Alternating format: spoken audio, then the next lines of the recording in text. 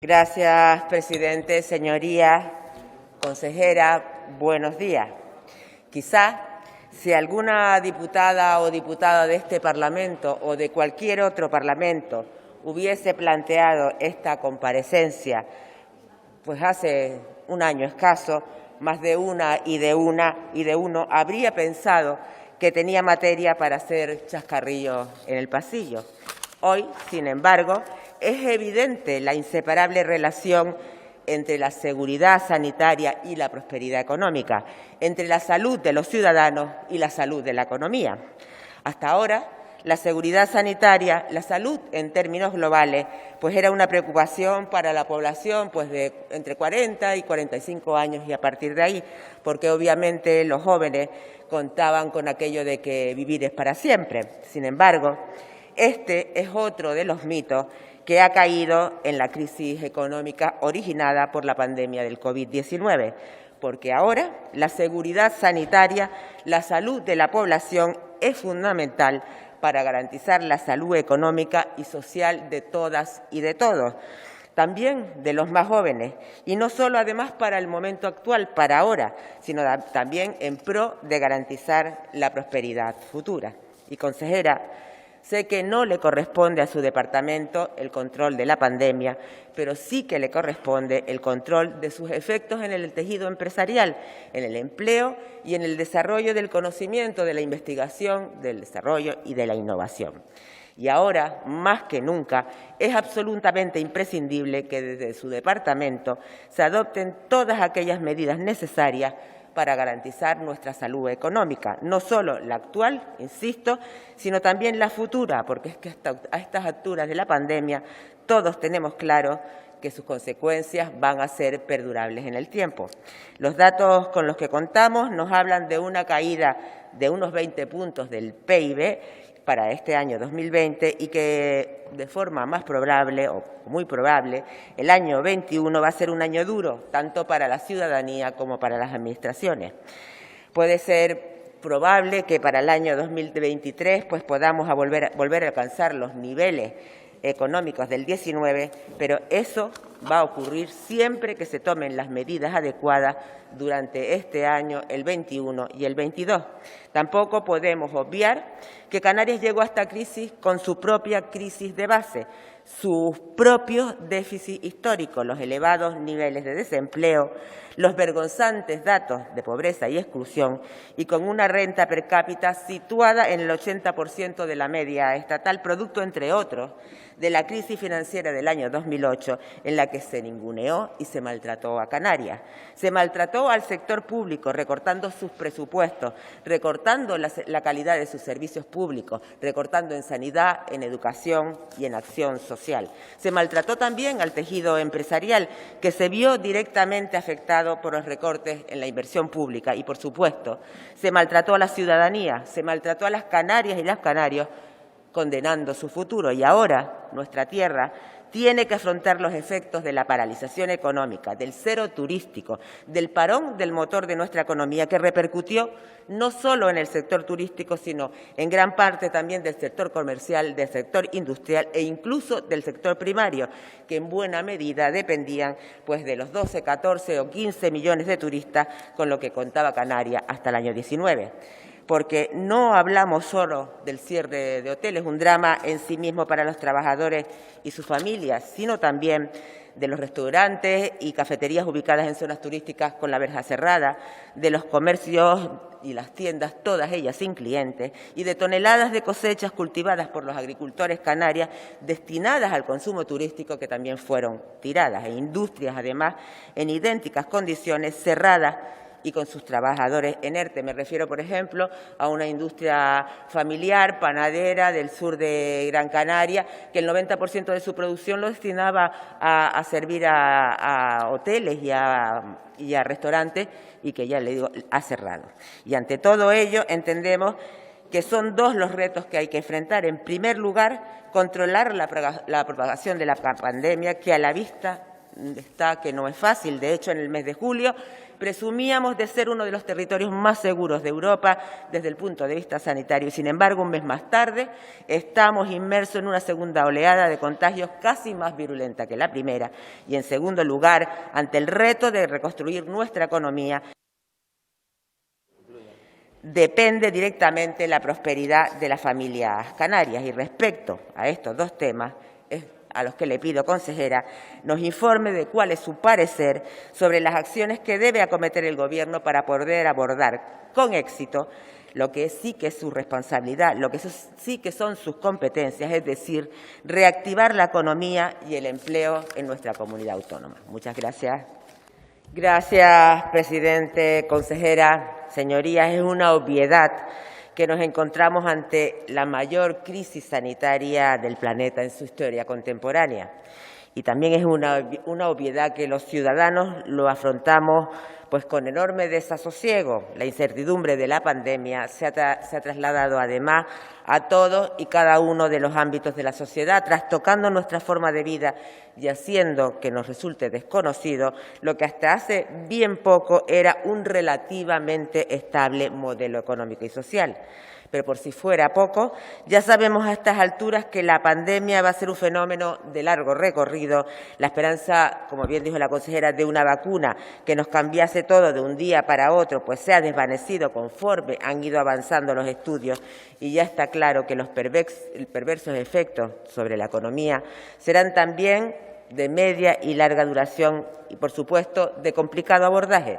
Y, sin embargo, frente a los más pesimistas, comprobamos también que existen motivos para la esperanza. Hemos aprendido todas y todos de nuestros errores y la diferencia con lo sucedido en la crisis financiera del 2008 ya se tiene claro que no es posible afrontar la crisis originada por la pandemia del COVID-19, ni tampoco la futura recuperación económica sin poner a los ciudadanos en primer lugar, atendiendo a sus circunstancias, entendiendo que solo así y no de otra forma podemos hablar de una sociedad como tal, solo cuando las medidas se adopten sin dejar a nadie atrás. Y por ello, y con el objetivo de cumplir con ese lema de no dejar a nadie atrás, la gestión económica de la crisis, pues entendemos, por lo menos desde mi punto de vista, debe tener pues dos etapas. La primera, que comenzó con la declaración de alarma, el confinamiento de la población, el cero turístico y la paralización de la economía, una situación que de momento pues, y tras los rebrotes iniciados el pasado mes de agosto pues, no tiene fecha cierta de finalización, pero lo que sí es cierto que de forma muy acertada, a pesar de los reiterados discursos del señor Enseñat en su contra, pues se adoptaron una serie de medidas con el objetivo de evitar la destrucción del tejido empresarial y del empleo, poniendo pues, en modo hibernación a dicho tejido y tratando de asegurar la continuidad de las empresas, de los empleos y, por tanto, del sustento de las familias. Varias medidas, algunas de las cuales han resultado tan fundamentales como los ERTE y cuya declaración, más allá no del 30 de septiembre de este mes, sino muy posiblemente hasta el próximo verano, entendemos que es la única garantía de supervivencia de nuestra economía y del sustento de más del 40% del empleo en las islas. Eso sí, consejera, estamos a 23 de septiembre, falta una semana para finalizar el mes y aún pues no hay nada cierto. Sobre todo, pues, hasta cuándo la prórroga de los ERTE y no solo hasta cuándo, sino en qué condiciones. Y junto a los ERTE hablamos también, entre otros, por ejemplo, de los créditos ICO, de la moratoria de los 12 meses, de los créditos hipotecarios en las empresas hoteleras y de las ayudas al autónomo. Y la realidad es que con lo poco que contamos es con las declaraciones de la ministra Calviño, que pone pues coto en el tiempo y en las condiciones hasta los ERTE. Todas estas medidas fundamentales para paliar la destrucción del tejido empresarial y del empleo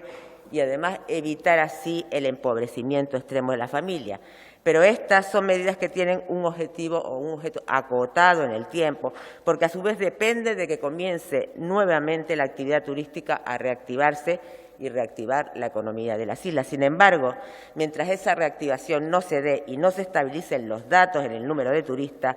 en el número de estancias en establecimientos alojativos, es absolutamente imprescindible que la cobertura de los ERTE se mantenga en el tiempo, como he dicho, pero no solo para el sector turístico, sino para el sector, para todos aquellos sectores que dependen del comercio, industria e incluso agricultura, transportes incluso, y además, porque se han visto duramente afectados, y además es tan importante mantenerlos en el tiempo como mantener las condiciones necesarias. Es imprescindible y irrenunciable que el importe que cobra un trabajador en ERTE no pase del 70% al 50% de su cotización, y aquellos que entraron en ERTE el 14 de septiembre están ya en esas condiciones. Pero, dicho esto, va a llegar una segunda fase que esperemos que sea más temprano que tarde, y cuando la actividad económica comience a despegar, en ese momento, en ese preciso momento, es necesario que no nos vuelva a coger con el pie cambiado, sin tener previstas las fases de reactivación y sin tener también previstas las medidas necesarias para que el tejido empresarial y además, repito, el trabajo, los empleados, el empleo y las familias que sustentan vuelvan a coger aire. Es imprescindible que en ese momento no nos vuelvan a hablar simplemente o a sorprender simplemente hablando exclusivamente del cambio de modelo productivo en Canarias, porque eso no es lo que toca ahora.